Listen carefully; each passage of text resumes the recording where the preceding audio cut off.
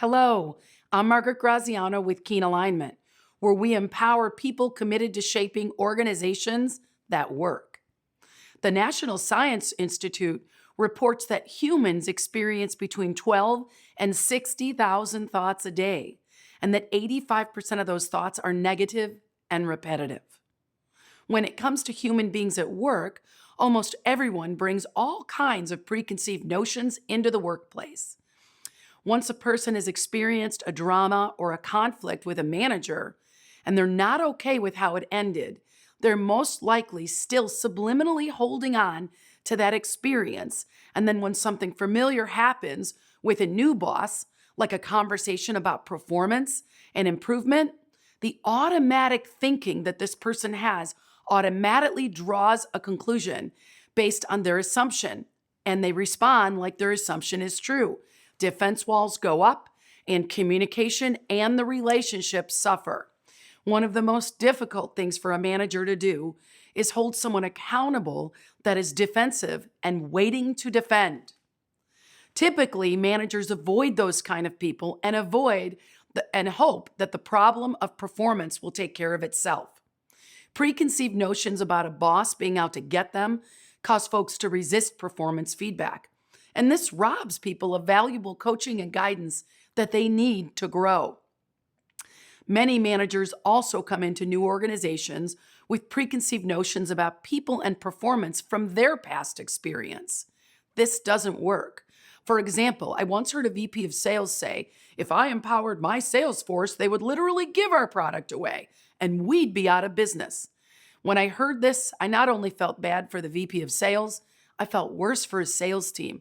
How constructive can that culture be if no one's trusted to do the right thing and actually fulfill the purpose of their role? A major preconceived notion in the workplace is a lack of trust. When trust is questioned, stories get told about who did what and why they did it, and many of these stories turn into tall tales. These exaggerations waste people's time and distract them from focusing on the purpose of the enterprise. In the absence of trust, people most often assume the worst. They assume things were intentionally done or said to cause them harm or damage. The reality is that 90% of the people that you work with are well-meaning and do not intentionally cause problems. They don't want to cause problems, but they're operating off of preconceived notions, and they're just doing the best they can with what's available to them in that moment.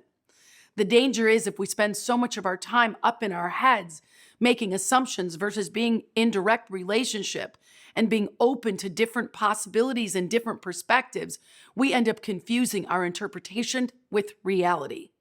So how does all this cause a dysfunctional culture?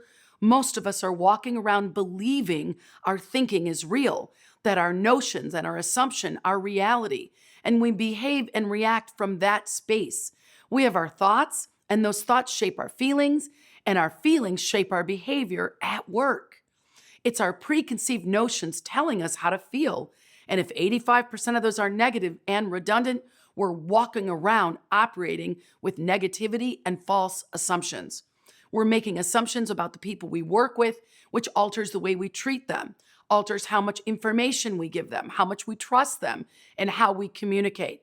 None of this can be good for culture. The number one way to avoid a dysfunctional culture is to get out of our head and into relationship. We need to get curious about what people are thinking. We need to ask better questions, encourage two-way communication, and get clear on what's really going on and what's real in this moment. Ed Catmull, president of Pixar, says a hallmark of a healthy culture is that people feel free to share ideas, opinions, and criticisms. Any lack of candor, if unchecked, ultimately leads to a dysfunctional environment. If you want to learn more about this topic, I've provided a download link in today's email. It's a free guide to dismantling limiting beliefs and perceptions. Thanks for joining me, and I look forward to our session tomorrow as part of your 21-day cultural transformation journey. I'm wishing you the very best of success, and I'll see you tomorrow.